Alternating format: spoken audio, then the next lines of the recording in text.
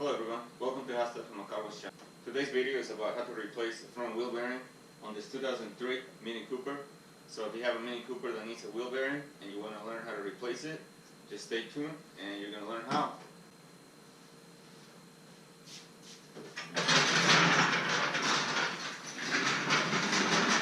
So as you can tell, the wheel is removed.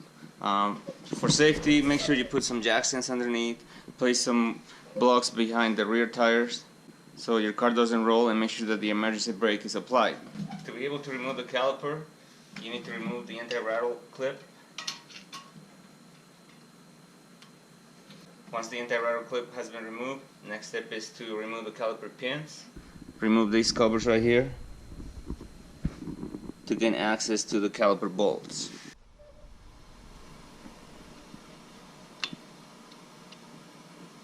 And remove the lower one the same way. Once you have removed the covers, remove the bolts.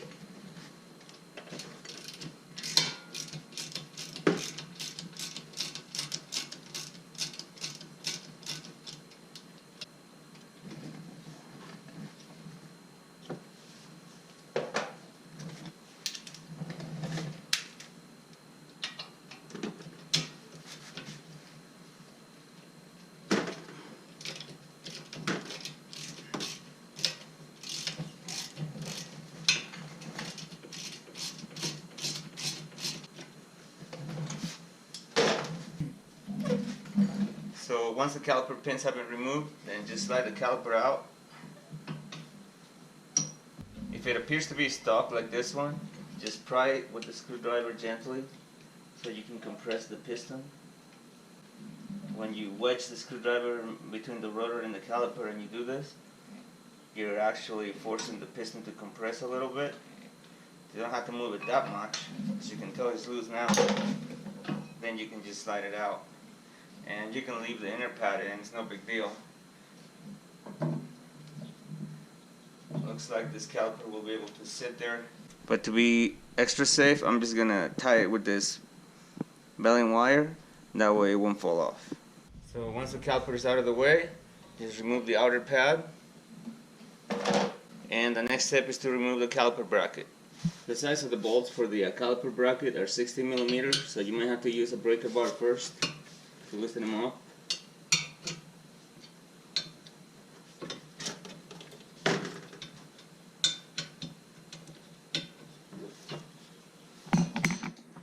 Once they're loose, you can either remove them with a regular ratchet or an air ratchet.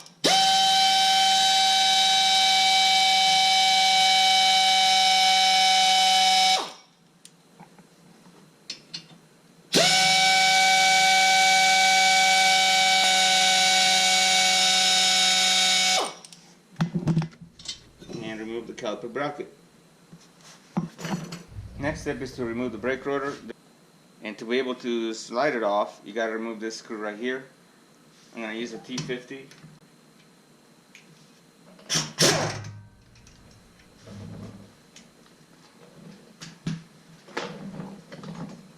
And just remove the rotor, just like that. If for some reason your rotor is stuck, let's say there is rust around here, you might have to spray some lubricant to free it up. And in worst case scenario, you may have to use like a rubber mallet from the inside. But in this case, it wasn't, so hopefully yours is just as easy as this one to remove. The next step is to remove the axle nut. If you look at it, there is this indentation that was made, so it slides into the groove of the axle, and that keeps the nut from coming loose. But in order to remove it, we need to make sure that that is moved out. Otherwise, it's going to be harder to remove.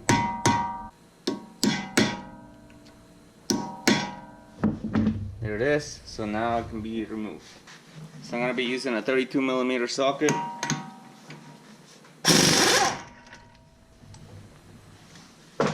There it is. Now here's the thing. If you don't have air tools to do the job, what you're going to have to do is loosen the nut prior to lifting the car up, because the weight of the vehicle is going to keep it from moving. Plus you can have an assistant press on the brake pedal to loosen the knot. Then once your vehicle is raised like this, then you can finish removing it. So just a tip in case you don't have air tools. The next step is to remove the retaining bolts for the wheel bearing, and it's not going to be necessary to remove the axle completely because there is a decent amount of room. I'm just going to use a swivel, 13mm socket and a swivel.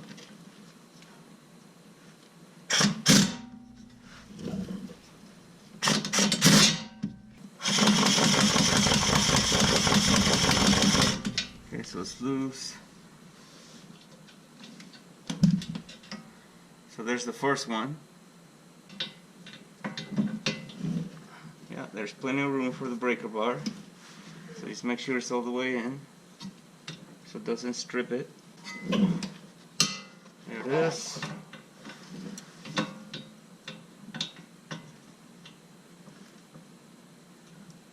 Once it's loose, you can just hit it over the ratchet.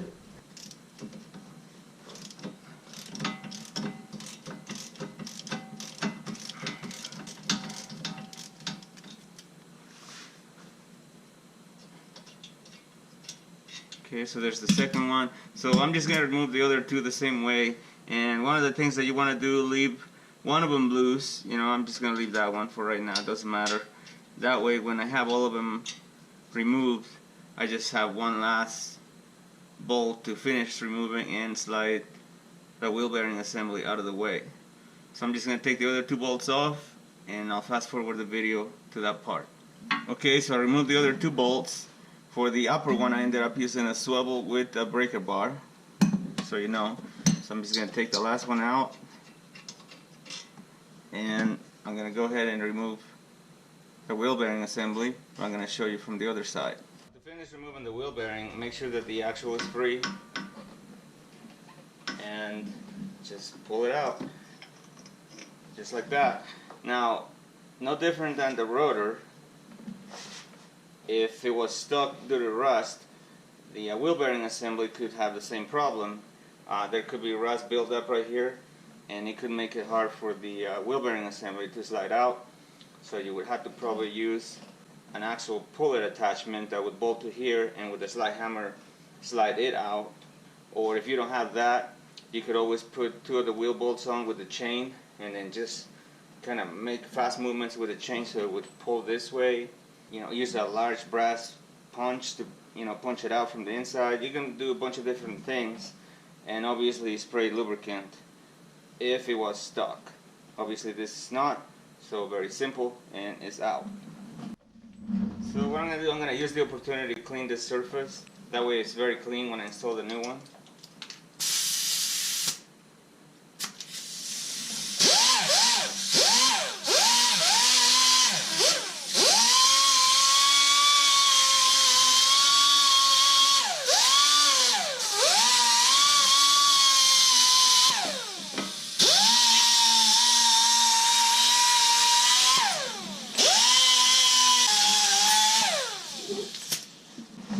I just finished cleaning it with some brake cleaner.